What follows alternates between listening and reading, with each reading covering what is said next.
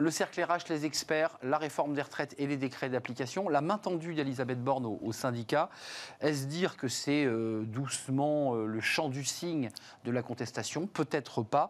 Et on va parler du RSA, le donnant-donnant, c'est-à-dire quelques heures de travail en échange de cette allocation. Ça ne se passe pas forcément très bien. Il y a quelques voix qui se sont élevées pour contester cette proposition. On en parle avec mes invités. Véronique Reilsout, merci d'être avec nous. Bonsoir. C'est toujours un plaisir. Vous êtes la CEO de Backbone Consulting et vous avez devant vous votre dernier livre. Il sort aujourd'hui, donc il est tout chaud des imprimeries. L'ultime pouvoir, la vérité sur l'impact des réseaux sociaux.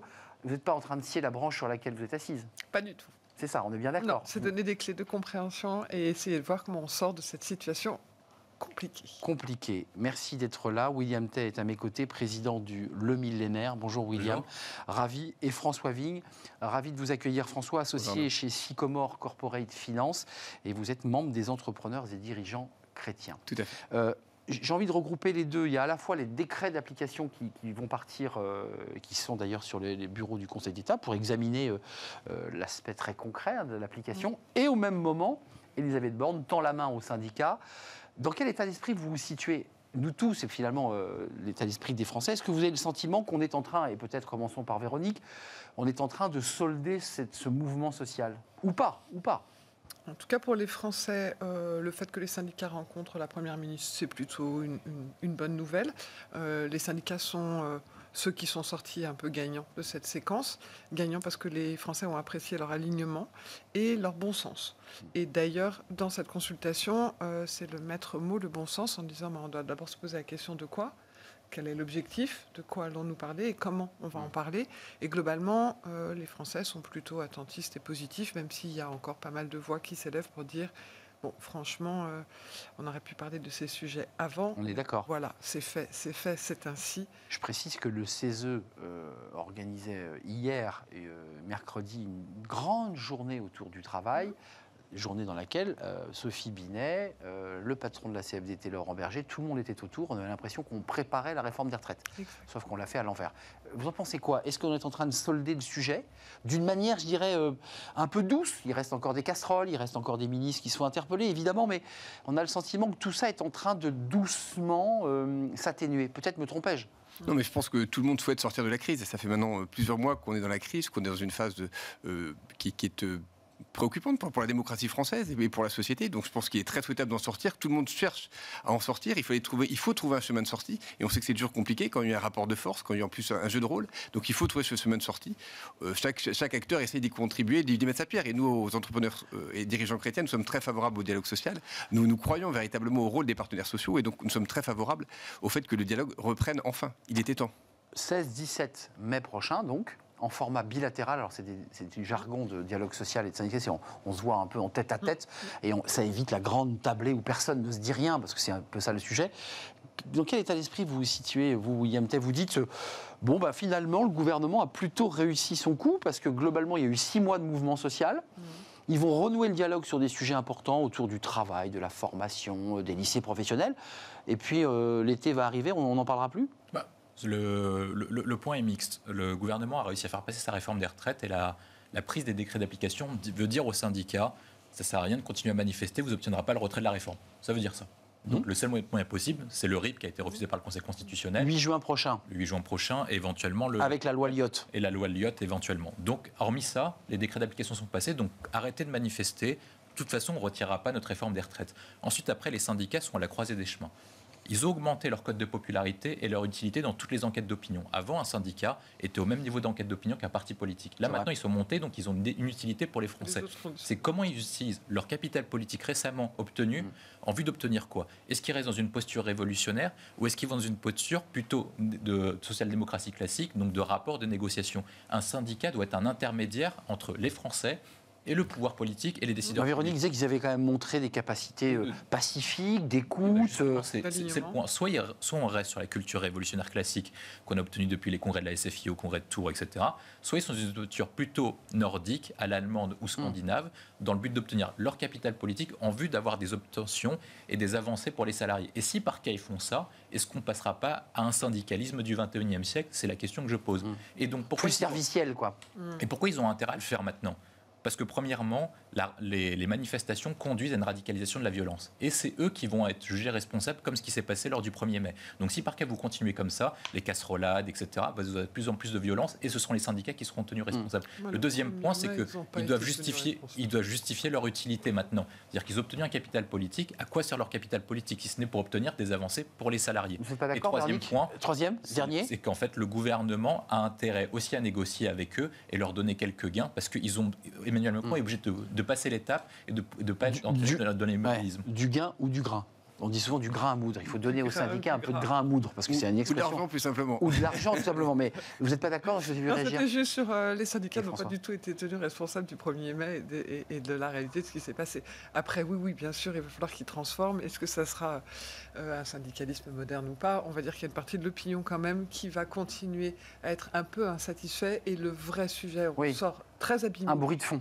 Oui, et on sort surtout très très abîmé parce qu'il y avait déjà une défiance des Français envers les politiques. Et là, la défiance, elle est énorme. Et à l'égard du président de la République, par ailleurs. Exactement. Qui n'arrive pas à redresser sa cote. C'est compliqué. Et surtout, sur tous les sujets que vous souhaitiez aborder aujourd'hui, la défiance, elle est systématiquement là.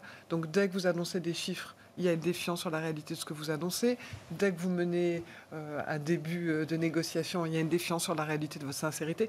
Bref, la défiance, elle va être là. Ça risque d'être quelque chose de très compliqué pour le gouvernement. Projet de loi lycée professionnel France Travail, ça c'est fait. On évoque l'idée d'un débat sur l'immigration, là aussi qui fait écho à notre émission sur le travail, parce qu'il y a un débat autour du travail, de cette immigration choisie. Le texte reviendrait à l'Assemblée nationale, ce n'est pas encore tout à fait officiel, et les décrets d'application arrivent au Conseil d'État. Ça veut dire que les choses deviennent très concrètes. Alors, on en sait un peu plus. 4 bornes d'âge, auparavant il y en avait 2, et on en sait plus sur quand on a commencé à 16 ans. Vous vous rappelez, ça avait été le débat, on ne savait pas à l'Assemblée si c'est 16 ans, 18 ans. Concrètement, vous, chez les entrepreneurs et dirigeants chrétiens, qu'est-ce que vous dites finalement? Vous la soutenez, la réforme, ou pas, concrètement? Et encore, je crois qu'on... Non, mais je ne veux pas vous piéger, mais vous me piégez pas du tout. Parce que là, on devient concret. Non, mais justement, il faut rentrer dans le concret. Et qui dit concret va aussi vouloir dire quelques difficultés, parce qu'on voit bien qu'il y a des difficultés. Qu'est-ce qui se passe le 1er septembre? Qu'est-ce qui se passe pour les salariés qui sont en congé, etc. Donc, il y a plein de difficultés à gérer. Ça va être notre quotidien. Sachant que, comme on l'avait dit, nous sommes pour une réforme des retraites. Nous considérons que cette réforme de retraite a été relativement malmenée. Et encore, elle a malheureusement abîmé le dialogue social et globalement le pays. Une fois qu'on a dit ça, oui, cette réforme est nécessaire, puisqu'il y a un problème de financement, il y a un problème de vieillissement du pays. Il faut aussi financer la dépendance. Il y a énormément de choses à faire. Et donc, oui, nous soutenons une réforme des retraites. Et donc, maintenant, il faut la mettre en œuvre. Il faut avancer au service de l'ensemble des salariés au service de l'ensemble de la société. Je voudrais associer deux sujets, parce que vous travaillez les sujets avant de venir, je sais que vous potassez. Il y a l'emploi salarié dans le privé qui progresse toujours un tout petit peu, et ça je trouve que c'est un chiffre qui est très intéressant. Et puis au même moment, une polémique émerge, alors un début de polémique autour de ce RSA, revenu de solidarité actif, qui était en fait une allocation qui est versée sans contrepartie, c'était la règle, les départements géraient financièrement cette allocation, elle avait un coût assez lourd d'ailleurs pour les départements, sauf que là, dans le cadre de la réforme de France Travail, Olivier Dussopt, Thibault Guilluy évoquent l'idée d'un donnant-donnant. Je me tourne vers vous parce que le millénaire, vous êtes un think tank gaulliste social. Vous dites quoi? Parce qu'il y a gaulliste et il y a social. Vous êtes plutôt pour le donnant-donnant, vous êtes plutôt pour on donne sans contrepartie? Moi je dis qu'il faut faire des réformes pour que si plus le pays est fort, plus on augmentera le pouvoir d'achat et moins on aura de chômage. Le point essentiel, c'est qu'en fait on n'est plus sur le même cycle économique depuis 2008 que ce qu'on avait avant. Vous aviez 3 cycles économiques depuis la Seconde Guerre mondiale. 45-79, le cycle keynésien classique qui a été battu en brèche par les chocs pétroliers, les 2 chocs pétroliers. 80-2008, c'était le cycle néolibéral auquel vous aviez toujours la même chose. L'augmentation du taux d'emploi était intimement corrélée à la croissance économique, ce qui n'est pas le cas depuis 2008. Quand vous prenez les élections... On continue à croire ça quand même. Régulièrement, on nous dit on attend la croissance pour recréer de l'emploi. C'est pas totalement exact, parce que quand vous regardez la crise sanitaire, on était en récession économique, et pourtant, le taux de chômage s'est maintenu, notamment grâce au dispositif. C'est-à-dire que sur un échelon mixte, grâce à de l'aide publique. Et le rythme néolibéral. C'est des emplois financés par la public. Donc par la dette. Donc le point essentiel, c'est comment on fait pour permettre à ces gens-là de revenir à l'emploi durablement. Il y a plusieurs données dessus. Il y a ce qu'on appelle le taux de chômage conjoncturel, c'est-à-dire que vous avez des gens qui sont au chômage conjoncturellement. Et vous avez la donnée la plus importante sur laquelle s'attaquent tous les gouvernements, c'est ce qu'on appelle le chômage structurel. Structurel. Donc du coup, le RSA. Et le chômage structurel est composé par différents facteurs. Le premier, des facteurs du chômage structurel, c'est que vous avez des personnes qui sont en incapacité de revenir dans l'emploi, soit par manque d'envie, soit parce qu'ils n'ont pas les compétences pour revenir dans le chômage, dans les conditions d'emploi. Il y a une partie où on est obligé de faire de l'industrialisation, parce qu'en fait, ce sont des métiers manuels à haute valeur ajoutée qui leur permettront de revenir dans l'emploi, parce qu'ils ne peuvent pas faire les William, sans aller si loin, concrètement, est-ce que vous... Voilà, parce que est-ce qu'il faut, en échange de cette allocation qui est de l'argent public, dire à ces salariés, on vous remet doucement sur le chemin du travail, doucement. Il y a deux raisons pour lesquelles il faut le faire. La première, c'est que vous créez un décalage entre l'intérêt de rester en aide sociale et ceux qui prennent des métiers de salariés. Donc ça veut dire que revenir sur l'emploi devient plus intéressant et plus attractif, notamment pour les métiers compris entre 1 SMIC et 1,6 SMIC. On est d'accord. Le deuxième point, c'est que ces personnes-là, comme ils sont en situation de non-emploi depuis plusieurs années, revenir dans l'emploi, c'est difficile. Revenir dans un cadre normal, être habitué à travailler. C'est pas dit d'ailleurs. Vous en pensez quoi? Parce que là, j'ai l'économiste Michael Zemmour qui avait lancé le débat sur les 1 200 €. Il s'est fait connaître sur cette question. Il dit que ça coûtera une fortune de donner de 15 à 20 heures d'activité à chaque allocataire du RSA. Et Martin Hirsch, qui en est le créateur, en 2008, il dit mais c'est un non-sens puisqu'on dévoie la philosophie même du RSA. Qu'est-ce que vous en pensez? Parce que l'opinion est plutôt favorable à l'idée du donnant-donnant. L'opinion, globalement, est plutôt favorable. En tout cas, les classes moyennes, les gens qui ne sont pas directement concernés par le RSA considèrent que c'est une bonne nouvelle. Pour autant, il y a pas mal de témoignages, en particulier du contrat engagement jeune, de jeunes qui suivent ces contrats et qui disent que c'est vraiment bien. Donc ça fait un peu... Et ça fonctionne aussi les choses. Mais globalement, les mots qui ressortent le plus quand j'essaie de regarder les commentaires, c'est travail gratuit, bénévolat, culpabilité, beaucoup autour de la culpabilité et globalement, les gens qui connaissent bien le sujet, en particulier dans les fameux territoires ou régions, je ne sais plus comment on doit dire maintenant. Territoire, c'est le mot à la mode. Territoire, disent que ça n'est pas du tout faisable, que c'est très compliqué et que la probabilité que ça puisse se déployer reste compliquée. Mais oui, l'opinion est plutôt positive, mais là encore, il ne va pas falloir faire des promesses qui ne seront pas suivies.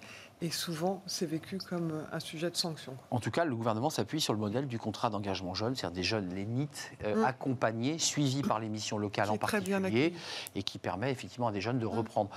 Martin Hirsch dit précisément transformer un allocataire en une main-d'œuvre sans droit est une régression sociale. Bon, je pense qu'il faut aller au-delà des déclarations et surtout par rapport à ces problèmes, je dirais finalement, d'intégration. Je ne suis plus un perdant d'années. Ça fait 30 ans qu'on dit qu'il faudrait, à chaque fois, on l'a dit pour le RMI, pour le RSA, il faut intégrer les gens dans le travail. Et je pense que nous sommes tous très favorables. Après, il faut aller au-delà des effets d'annonce et aller dans la pratique. Ce n'est pas simple. Parce qu'il faut encadrer, il faut les former, il faut trouver les emplois. Donc aller au-delà des annonces pour vraiment aller dans le détail des choses et permettre à tous ces salariés ou ces gens exclus du monde du travail d'y rentrer.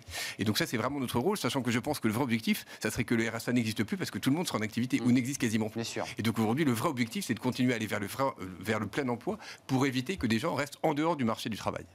Quand même, Thibaut Guilluy, qui vient régulièrement sur ce plateau, qui est aujourd'hui le haut-commissaire qui va prendre les rênes de France Travail, a déjà lancé 18 expérimentations sur des territoires. Alors la Seine-Saint-Denis a un peu bloqué, mais sur le fond, il y a quand même l'idée qui renvoie à l'idée d'une société de l'assistanat, qu'on essaie de battre en brèche par l'idée qu'en faisant quelques heures d'un travail, alors tout ça est compliqué à mettre en place, je le concède, ça remet aussi l'être humain dans une forme de dignité, ce qui me semble assez logique quand même. Moi, je vois deux choses. La première, c'est que les citoyens n'ont plus le même rapport par rapport à la solidarité nationale. C'est-à-dire que la solidarité n'est plus de fait un droit, ça doit être contributif. C'est-à-dire que, par exemple, vous contribuez pour votre retraite et vous recevez une prestation d'échange. Donc ça, c'est le premier élément que je vois intéressant. Le deuxième, c'est que vous avez, avec l'argent public qui se raréfie depuis une dizaine, vingtaine d'années, beaucoup de gens qui considèrent qu'on n'a pas à donner des sommes sans contrepartie. Et donc, du coup, il faut les obliger à travailler. Et cette obligation de travail ne doit pas être vue comme une punition, comme vous l'avez souligné, ça doit être vu en fait comme une chance pour ces personnes-là. Quand vous prenez l'ensemble des personnes... Tout dépend comment c'est emballé, excusez-moi. Toutes les personnes qui sont chefs d'entreprise connaissent la chose. Quand vous avez une personne qui part pendant 6 mois ou 3 mois et qui arrête une activité et qui se remet sur cette activité-là, a toujours un coût d'entrée important. Et c'est pareil sur le marché du travail. C'est difficile de se lever, c'est difficile lorsque vous n'êtes pas dans une chose, de pouvoir se rappliquer, se prendre les bonnes habitudes, etc. Et puis reprendre contact avec le monde du travail. Certains en sont éloignés depuis longtemps. Il ne faut pas le voir comme une punition, il faut voir comme une opportunité pour eux, de fait, de pouvoir se réintégrer dans un milieu social. Je vous soumets ce chiffre parce que c'est 34% de ceux qui pourraient bénéficier de cette allocation par leurs revenus, par la faiblesse de leurs revenus, qui ne prennent pas ne vont pas chercher l'allocation. Ce sont des familles, ce sont des individus. Ça aussi, ça dit quelque chose de notre société. C'est-à-dire qu'on est aussi dans parfois des modèles qui sont extrêmement bien pensés dans l'hémicycle, mais qui sont des usines à gaz. On voit que 34% n'y vont pas. Quand on regarde les motivations pour lesquelles ils n'y vont pas, c'est que bien souvent ils ne comprennent pas vraiment les démarches à effectuer, voire même ils ne pensent pas être dedans. Il y a une réalité aussi, c'est que souvent les gens pensent que ça ne va pas durer. Et donc c'est beaucoup d'enquiquinement de papier pour... Donc je ne le fais pas. Donc je ne le fais pas parce que de toute façon ça ne va pas durer. Et puis quand malheureusement les choses s'installent, ils commencent à bouger. Et c'est le reflet d'une bureaucratie qui est quand même très particulière en France. C'est souvent très bureaucrétique. J'étais sûr que vous alliez reprendre sur ce sujet. Parce que vous avez, hier sur une autre radio, il y avait l'un de vos confrères qui a fait un commentaire hier matin à 8h à 7h40 très très précis du détail, je dirais, d'un formulaire de RSA. Je vous avoue que je n'avais jamais été voir ce qu'on est extrêmement complexe. Extrêmement compliqué. Et donc on voyait ça, c'est vraiment c'est kafkaïen. C'est totalement bureaucratique. Et c'est aussi pour ça que des gens n'y accèdent pas. Et c'est aussi pour ça qu'il faut dépasser le stade de la bureaucratie pour aller vers, je dirais, la vraie vie et trouver vraiment des emplois. Je choisis de me parler d'un revenu universel, beaucoup plus simple. Non, parce que ce débat est posé. C'est un autre débat. Non, mais il est concomitant. Il est concomitant. C'est-à-dire que pour subvenir aux besoins essentiels et vitaux, certains évoquaient pendant la campagne présidentielle un revenu universel. Je pense à Benoît Hamon, il y a plusieurs façons. Non, ce qui peut être plus pratique que le revenu universel, c'est l'allocation unique auquel vous mettez toutes les aides ensemble en vue de simplifier. Vous parlez tous les deux du problème du bureaucratique. Si par cas vous mettez une aide simplifiée à hauteur de tiers du SMIC ou à 3/4 du SMIC, qui soit délivrée automatiquement. Parce que lorsque vous évoquez que 34%, il y a plusieurs choses dans ces 34%. Il y a un problème qui est de diplôme. C'est-à-dire que les personnes qui ne demandent pas, souvent, d'un niveau de qualification qui est moins élevé. Il y a un problème, c'est pas marqué dans le rapport de l'adresse de cette année, mais c'était marqué il y a 5 ans, un problème géographique. C'est-à-dire que les endroits où vous avez un problème d'accession au RSA est carrément calé sur les déserts médicaux. Donc, c'est-à-dire que c'est sur la diagonale du vide. Donc, vous avez un problème d'accession aux services publics et donc vous créez une égalité. Et Internet. Et donc, du coup, pour battre tous ces éléments, est-ce que vous ne mettez pas à la fois un droit et un devoir qui est... on vous demande en échange, on vous demande du coup de contribuer, mais en échange, on vous simplifie la vie pour accéder à cette allocation unique plus facilement. Avant de nous quitter, François, parce que vous êtes chef d'entreprise, alors évidemment, Véronique là aussi, mais vous êtes... si le gouvernement vous dit maintenant il faut rentrer dans le concret, il faut que chaque chef d'entreprise accepte d'accueillir un allocataire pour une vingtaine d'heures par semaine, une quinzaine d'heures. Est-ce que vous dites, nous, chez les entrepreneurs et dirigeants chrétiens, oui, on le fait, parce que c'est aussi un geste de solidarité, au final? Nous, on ne fera pas ça pour faire plaisir au gouvernement. Et on n'est pas là non plus pour gérer à sa place la solidarité. Enfin, nous, on est là pour créer de la richesse et pour permettre, nous sommes là pour créer des emplois au service des entreprises. Il faut bien les mettre quelque part, ces allocataires. Nous en accueillons beaucoup, nous accueillons des stagiaires, nous accueillons des personnes en situation de handicap, nous accueillons plein de gens et nous faisons tout ce que nous pouvons pour être encore plus inclusifs. Maintenant, on n'est pas non plus pour remplacer l'État. Et l'État ne doit pas nous refiler la patate chaude dans la matière. Mais on est là pour créer de la richesse et on est là pour que l'État soit plus efficace et nous permette ensemble, je dirais, de mieux intégrer l'ensemble des salariés. Et c'est vraiment ce que nous voulons faire aux entrepreneurs et dirigeants chrétiens. On peut se disputer philosophiquement pour conclure, Véronique, mais la chose concrète va arriver, c'est-à-dire concrètement, quelles sont les entreprises qui accueillent ces allocataires? Est-ce que c'est que la fonction publique territoriale et d'État? Et les entreprises ne sont pas mêlées, donc ça sera un échec. C'est ça le concret. C'est bien ça. Les discussions, comme je vous disais, les gens sont d'accord sur le principe, oui, voire même plutôt favorable. Oui, il y a énormément de commentaires de gens qui disent, mais moi j'ai essayé et les entreprises ne sont pas forcément si ouvertes que ça, c'est pas si simple que ça. Il faut voir la qualité des boulots qui sont proposés. Comme vous le disiez fort justement, c'est compliqué de se remettre dans le circuit. Et donc, arriver à convaincre un chef d'entreprise que oui, sur ces 20 heures, je serai extrêmement performant. Oui, parce qu'il y a un rôle de tuteur et de formation. Et puis pour les entreprises, très sincèrement, c'est compliqué. Et pour les petites et moyennes entreprises, qui est quand même le gros du tissu économique français, bien consacrer du temps à quelqu'un, si on veut bien le faire, on n'a pas toujours le temps, les moyens, l'énergie et tout simplement même des typologies de travail qui correspondraient à la réalité des besoins. Mais c'est vrai qu'il faut demander aux partenaires sociaux de se mettre ensemble autour de la table pour gérer ce sujet, parce qu'ils sont les mieux à même de permettre et de voir ce qui est possible en entreprise. 16 et 17 mai prochain, on en saura plus dans les fameuses bilatérales. L'ultime pouvoir, je ne veux pas qu'on se quitte sans avoir parlé de ce livre, La vérité sur l'impact des réseaux sociaux, édition du CERF, on dit du CERF, Véronique Reil-Soult, spécialiste de ces sujets, puisqu'elle vient régulièrement nous éclairer. Et c'est une analyse inquiétante?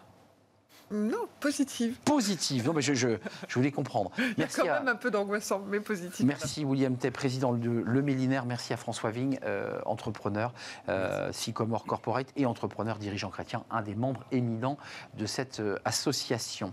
Merci à vous trois. On tourne une page, on s'intéresse au Chief People Officer. C'est le métier qui monte, c'est le couteau suisse des entreprises. Tout le monde cherche son Chief Officer, People Officer. On en parle, c'est dans Fenêtre sur l'emploi.